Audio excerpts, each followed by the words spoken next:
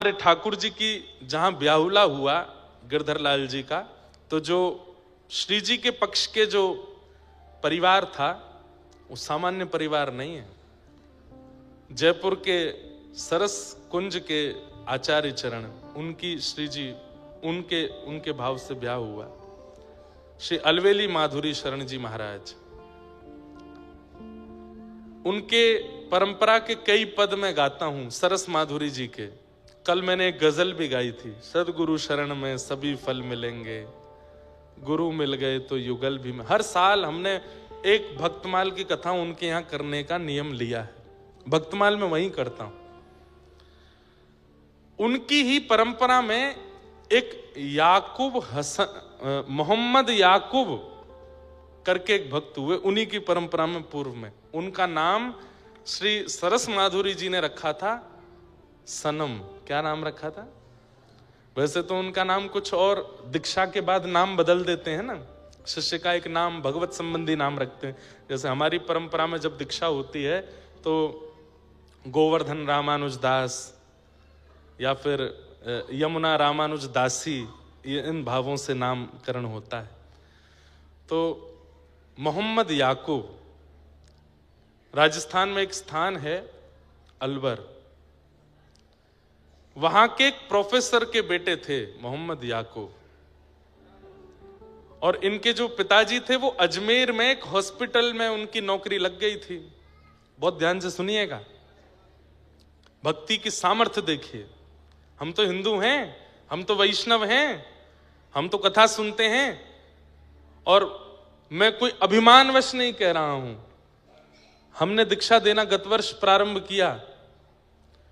उन दीक्षा लेने वाले सब वैष्णव बालकों में 4 बालक मुस्लिम भी हैं जिन्होंने दीक्षा ली है। जब दीक्षा लेने के लिए आते तो मैं पहले पूर्व का नाम पूछता हूं कि आपका नाम क्या है, तो नाम बताते हैं, और नाम के बाद फिर उस नाम से जो प्रेरणा मिलती है वो नाम, गुरु प्रदत्त नाम, उनकी शरणागति में रखते हैं। दिल्ली की बात थी, एक बालक आया, उसको दीक्षा दी। तो हमारे दीक्षा में पंच संस्कार होते हैं। पंच संस्कार में पहले तप्त मुद्रा दी जाती है, शंख चक्र, उसके बाद तिलक दिया जाता है, उसके बाद मंत्र दिया जाता है, और फिर नाम दिया जाता है।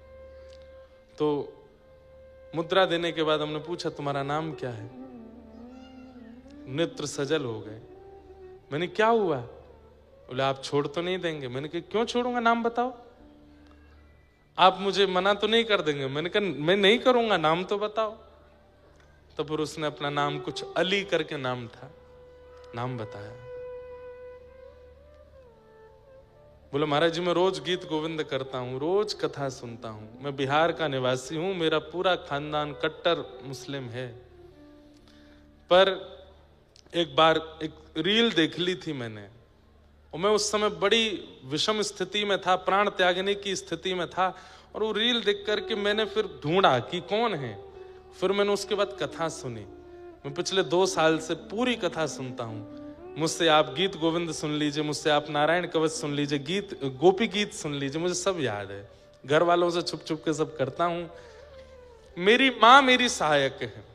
मैंने उन्हें बताया कि मैं दीक्षा लेने वाला हूं, हिंदुओं के गुरु जी से दीक्षा ले रहा हूं। तो महाराज जी एक मेरे ऊपर कृपा है भगवान की, क्या मेरा पूरा खानदान गरीब है, बस मैं कमाने वाला हूं, इसलिए कोई उंगली नहीं उठा रहा है मुझ पर, तो इसलिए मैं दीक्षा लेने आया हूं। उसका हमने नाम रखा गिरधर प्रिय रामानुज दास। और मांस मदिरा बहुत दूर की बात है, प्याज लहसुन भी नहीं खाते वो। और जिस दिन से दीक्षा ली हमसे मिले भी नहीं है। बोले कि जब कुछ प्राप्त कर लूंगा तब आऊंगा आपके पास, आपको निराश नहीं करूंगा। आपने शरणागति की है तो आपको कुछ सुनाने के लिए या कुछ अनुभव करके ही आपके पास आऊंगा, तब तक मुख नहीं दिखाऊंगा आपको। मैंने कहा जय हो भैया। तो मोहम्मद याकूब अलवर में रहते थे, उनका चरित्र है पूरा। पिताजी एक हॉस्पिटल के हेड बन गए थे अजमेर में, तो पिताजी ज्यादातर अजमेर रहते थे, कभी कभी अलवर आते थे। इनकी माता जी जो थी वो भी मुस्लिम थी, लेकिन जैसे बच्चों को कईयों को नॉवल पढ़ने का शौक होता है, किताब पढ़ने का शौक होता है, इनकी माँ ने भी बचपन में कई किताबें पढ़ी और पढ़ते पढ़ते उनके हाथ रामचरितमानस पढ़ गए। और उन्होंने जब मानस जी को पढ़ा, तुलसीदास जी के कृत मानस जी को, तो इतना मन लगा, उसको पढ़ती रही। इनके पिता ने, माँ ने, सबने डांटा, तेरा ब्याह होने वाला, ये छोड़ दे। ये छुपा करके मानस जी अपने घर ले आई और अपने पति से छिपके पढ़ती थी। लेकिन जब पति की नौकरी लग गई अजमेर में, तो ये बड़ी खुश, पूरे दिन मानस जी पढ़ती थी। तब इनको किसी ने कह दिया कि तुमने मानस जी पढ़ ली, अब एक बार वाल्मीकि रामायण भी पढ़ो। अब वाल्मीकि रामायण संस्कृत में है, उसकी हिंदी टीका तो है नहीं, उस समय नहीं थी। तब मोहम्मद याकूब ये डॉक्टरी की पढ़ाई कर रहे थे अलवर में। तब इन्होंने अपने पुत्र से एक दिन कहा, बोले तुम पढ़ने में इतने अच्छे हो, जो चाहते हो वो पढ़ लेते हो, अपनी माँ की एक इच्छा पूरी करोगे? बोले कहिए ना माँ, मैं क्या करूं? तो बोले कि है तो विपरीत बात, पिता को पता चले तो हो सकता है कि मारपीट तक उतर आवे, और समाज को पता चले तो बहुत बड़ा बहिष्कार, मृत्यु दंड तक मिल सकता है। लेकिन मेरी एक इच्छा है, मेरा मन इतना राम में लग चुका है, मैं इतना ज्यादा उनमें खो चुकी हूं, चलते फिरते मुझे राम दिखते हैं। तो इनके पुत्र बोले, माँ कैसी बात करती हो, ये तो हिंदुओं के भगवान है। बोले हाँ, मैं छुप छुप के मानस पढ़ती हूँ, मेरा बहुत मन है कि मेरे प्राण निकले एक बार, उससे पहले मैं वाल्मीकि रामायण पढ़ूं, परंतु वो संस्कृत में है, मैं पढ़ नहीं पाऊंगी, समझ नहीं पाऊंगी, मैं क्या करूं मां? बोले तुम पढ़ने में बहुत अच्छे हो, तुम जल्दी जल्दी याद कर लेते हो, तुम संस्कृत पढ़ लो, और संस्कृत की विद्या अध्ययन करके, संस्कृत सीख करके तुम मुझे वाल्मीकि रामायण रात में छुप करके कमरे में बैठ के सुनाओ, जब जब पिता नहीं रहेंगे तो मैं वाल्मीकि रामायण सुनूं, मेरी एक अंतिम इच्छा है। तो मोहम्मद याकूब बोले, मां मुझे पढ़ाएगा कौन संस्कृत? पूरे नगर के ब्राह्मणों के पास गए, सबने कहा तुम मांस मदिरा का सेवन करने वाले हो, मुस्लिम हो, तुमको हम संस्कृत नहीं पढ़ाएंगे। तो मां ने कहा, बेटा मेरे लिए इतना नहीं करेगा? बोले क्या? तू छोड़ दे मांस मदिरा, नहीं खाया कर।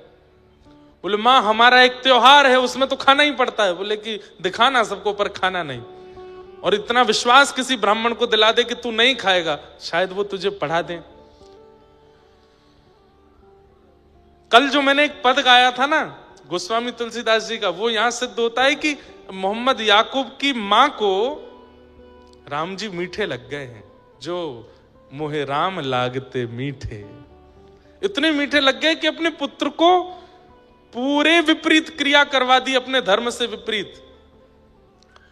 तब एक अलवर के पास के एक ब्राह्मण थे, उनको जब इन्होंने विश्वास दिला दिया कि मैं शुद्ध रहूंगा, पवित्र रहूंगा, आप कृपा कर मुझे संस्कृत पढ़ाओ, तब उन्होंने 6 महीने संस्कृत का अध्ययन किया, और 6 महीने में इतना याद कर लिया, इतने अद्भुत हो। अपनी डॉक्टरी की पढ़ाई भी करते थे, वहां पर भी निपुण, और रात्रि छुप करके संस्कृत पढ़ने जाते।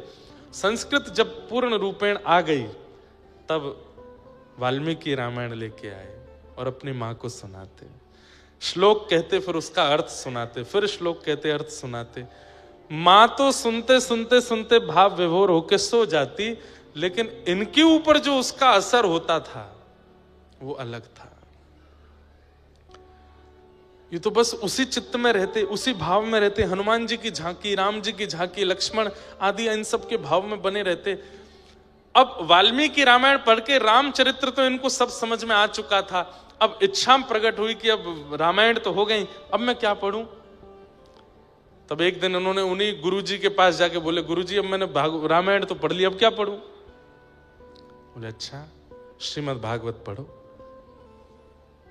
और जैसे ही श्रीमद् भागवत प्रदान की, प्रथम द्वितीय तृतीय चतुर्थ पंचम षष्ठम सप्तम अष्टम नवम, और जैसे ही 10वें स्कंद में पहुंचे और गोपी गीत का पाठ किया है, गोपी गीत का पाठ करते ही मेरो मन गिरधर छवि पे अटक्यो, सजल श्याम घन वरण लीन है, फिर चित अनंत न भटक्यो, मेरो मन गिरधर छवि पे अटक्यो। अब तो अलवर में दिखने वाली पहाड़ियां इनको गिरिराज जी दिखने लगे, अलवर में दिखने वाले सरोवर राधा कुंड कृष्ण कुंड लगने लगे, बहनी वाली नदियां यमुना जी लगने लगी, और दिखने वाला हर श्याम वर्ण का व्यक्ति कृष्ण लगने लगा।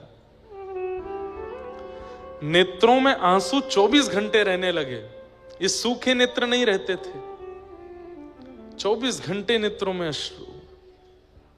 और श्याम सुंदर कहां मिलेंगे, कैसे मिलेंगे, कब मिलेंगे, बस इसी स्थिति में रहने लगे। मां तो चली गई, लेकिन याकूब की स्थिति ऐसी कर गई, अब क्या करूं। एक दिन लाइब्रेरी में बैठ करके कुछ पढ़ रहे थे, तभी इन्होंने वहां देखा कि किसी के सिर पर तिलक है और वो किताब पढ़ रहा है और दूसरे हाथ में माला जप रहा है। इन्होंने जैसे उसको देखा, धीरे धीरे उसके पास गए और पास जाकर के बोले, आपने तिलक लगाया है, कंठी माला पहनी, आप क्या जप रहे हैं। बोले, मेरे गुरुदेव ने मंत्र दिया है, इस मंत्र से भगवत प्राप्ति होगी, प्रिया प्रियतम की प्राप्ति होगी। ये चरणों में गिर गए, मुझे ये मंत्र दे दीजिए, मुझे भी उनका दर्शन करना है। बोले, तुम तो मुस्लिम हो। बोले, मैं हूं, पर मैं जन्म से होऊंगा, शरीर से होऊंगा, पर मेरा मन पूर्ण रूपेण। अब ये तो वहीं बैठ के गोपी गीत सुनाने लगे, सारे भाव सुना दिए। बोले, मैं पूर्ण योग्य हूं, आप मुझे स्वीकार कर लीजिए, कैसे भी करके मंत्र दे दो। बोले, मंत्र मैं नहीं दे सकता, मंत्र तो गुरु देते हैं। बोले, अपने गुरुदेव से मिलवा दीजिए। तब इन्होंने कहा, परसों गुरुदेव घर आ रहे हैं, उनका सत्संग है, 600-700 वैष्णव आएंगे, तुम भी आना, चुपचाप आके बैठ के सुनना।